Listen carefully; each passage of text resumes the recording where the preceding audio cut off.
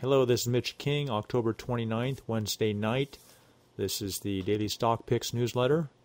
This is the Dow Jones. We saw a little follow through on the upside today, which is good, and then met with a little selling as I expected last night. We might have a couple more down days, and we'll just see if we can make a higher highs. That'd be nice, but the pattern still is a downtrend. Any type of rally in here.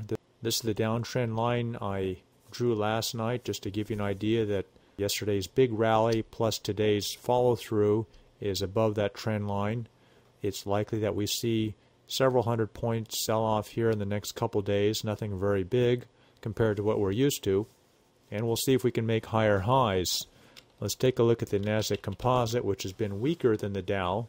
Let's see if we can open that up a little more, and that might have a slight pullback, and we'd like to see higher highs in the following week or so. S&P 500 looks the same, went up a little bit and peaked, and then pulled back to our lower low to end down today about 1.1%. This is the light sweet crude oil index. Went up as high as 68.40 today, so it ended up at the close up 7.6%. Very likely, to me, the way I'm looking at this is to see $90 to $100 in the coming several months. This is taking the major oil stocks with it, all the oil stocks actually. Here's ExxonMobil making a real nice move. A few weeks ago we saw this stock at around $56, and here we hit today $81, which is about over a 40% move. Here's Chevron Texaco, had a nice move today as well. ConocoPhillips not quite as strong, and British Petroleum had a real good 2 days. So these might pull back a little bit before you buy those. A dividend yield of about 3.5% to 4%. Let's take a look at a few stocks that are from the highest quality, most profitable list that I've created the last couple days. Let's take a look at MasterCard, not very strong.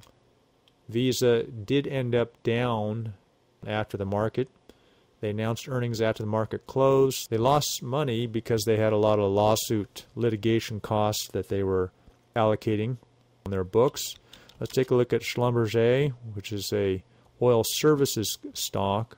Here's DuPont, had 2 big days, and you can clearly see in this trend that we've got here on these, here's that downtrend line that very conceivable to see this head down for the next couple days.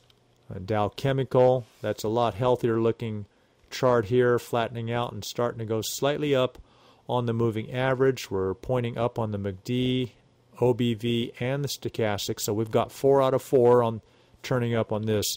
This is the kind of chart I like to see. This is Dow Chemical, not Dow Jones. Let's take a look at Walmart, Procter & Gamble, headed down today.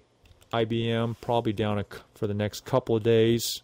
So we're starting to see little healthier signs here on the indicators, as well as the price action and the trading action during the day. This is Apple Computer today. It's for 2 days. Right here we see the interest rates were announced.